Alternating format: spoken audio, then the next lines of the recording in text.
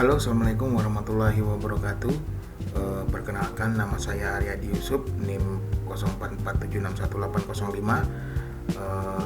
Saya mengerjakan tugas 3 yang strategi difusi inovasi, inovatif online protocoling, kemudian mata kuliah inovasi pembelajaran.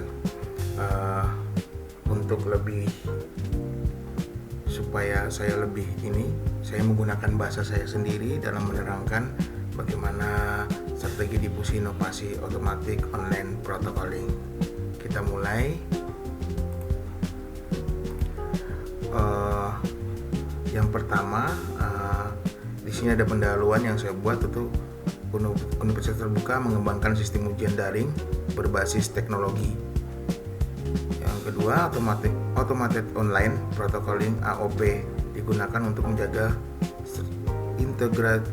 integritas akademik. Yang ketiga, sistem pemantauan ujian melalui kamera dan AI.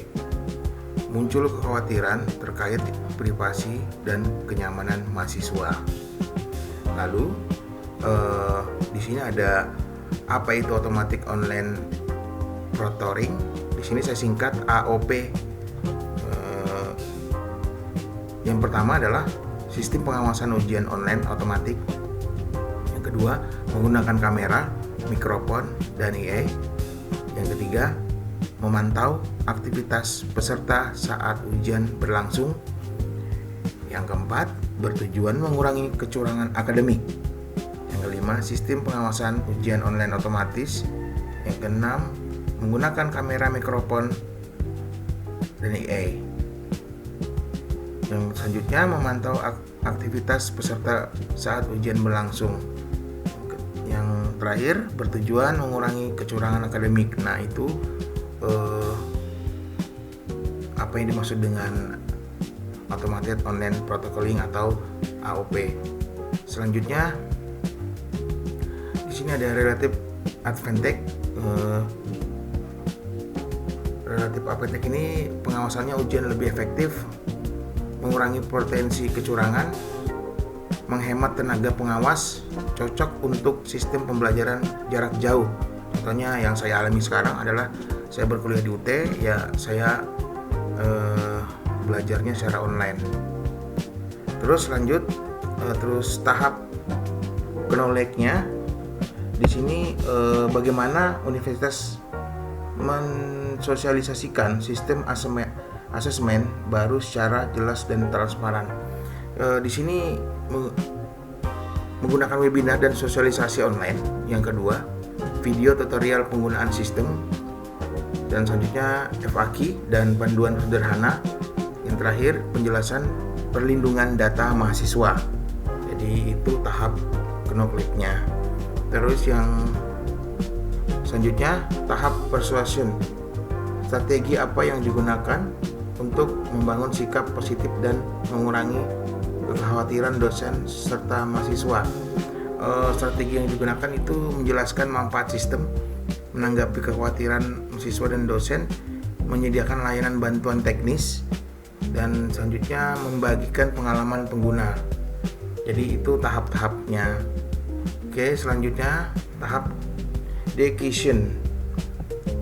Bagaimana mendorong dosen dan mahasiswa untuk mencoba dan menerima sistem tersebut, dengan cara mengadakan simulasi ujian, terus memberikan kesempatan latihan dan mendampingi teknis sebelum ujian. Jadi semua itu perlu pendampingan dan kesempatan latihan dan mengadakan simulasi ujian.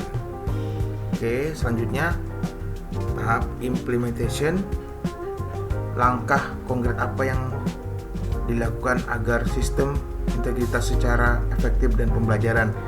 Langkahnya menurut saya itu menyiapkan sistem dan server yang stabil, memberikan pelatihan kepada dosen dan mahasiswa, dan menyediakan pusat bantuan teknis. Nah, itu tuh yang langkah-langkahnya. Jadi tahap implementation-nya. Selanjutnya tahap confirmation.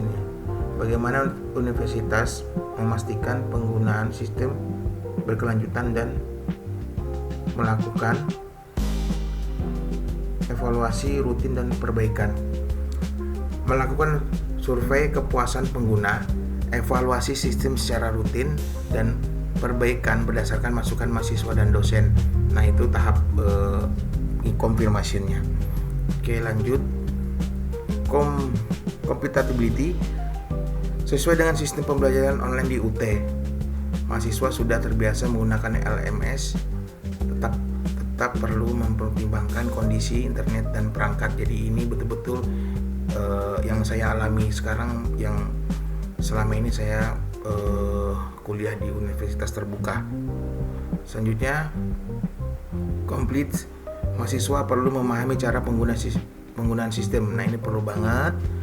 Kedua, aktivitas kamera dan identifikasi wajah dianggap baru, bener. Diperlukan panduan dan pelatihan sederhana, bener banget. Jadi perlu semua teman-teman yang kuliah di universitas terbuka atau di UT perlu sangat sekali dalam memahami cara menggunakan sistem, terus aktivitas kamera, dan memerlukan panduan dan pelatihan sederhana. Oke, selanjutnya reliability dan observability. Sistem dapat diuji coba melalui simulasi ujian. Hasil penggunaan dapat langsung diamati, pengawasan lebih tertib, dan dokumentasi. Selanjutnya, kesimpulan yang saya dapat dalam pembelajaran ini, AOP merupakan inovasi penting dalam ujian daring. Sangat penting banget. Yang kedua, keberhasilan inovasi dipengaruhi kepercayaan pengguna. Ketiga, sosialisasi dan evaluasi sangat diperlukan. Benar. Jadi itulah kesimpulan saya dapat, yang saya pahami. Terus selanjutnya di sini ada daftar pustaka yang saya ambil, maksudnya dibaca, terus saya ambil kesimpulannya. Dan demikian dari saya, semoga bermanfaat, dan mohon maaf apabila ada salah-salah.